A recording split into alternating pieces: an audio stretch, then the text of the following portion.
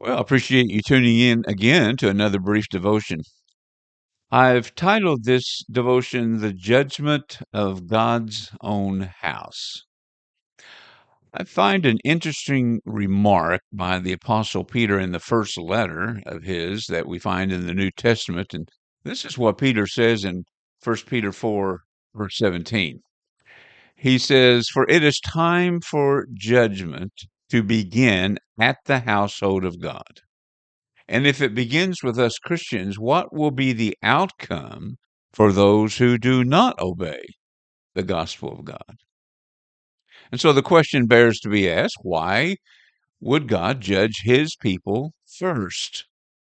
Why would God clean his house first while those out in the world reject God, they refuse God, they willfully come against his word, his will, and the good news of Jesus? They seem to somehow get a free pass.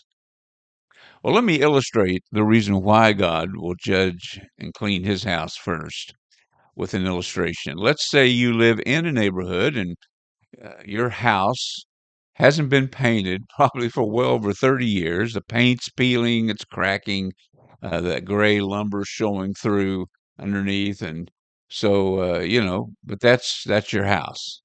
And one day you want to run to the grocery store, so you jump in the car and you happen to notice several houses down in your neighborhood, there's this other house that the paint is cracking, looks like it hadn't been painted in years, and the paint is peeling off, and it just looks terrible. And so you decide to stop your car, get out, go up and knock on the person's door, and this man opens, and you proceed to tell him how terrible his house looks and how it makes the rest of the neighborhood look run down, and he needs to get out and paint it. And so the man stares at you dumbfounded, looks up the street at your house, then looks back at you and proceeds to call you every hypocritical name in the book, and then slams the door. That, my friend, is why God is judging his people first.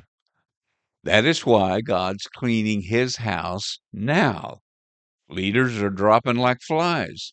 So that on that great day of judgment, when the dead and the wicked and those that have rejected and refused the good news and the gospel of God will be judged, none of them on that great day of judgment who rejected God will be able to accuse God of any kind of hypocrisy.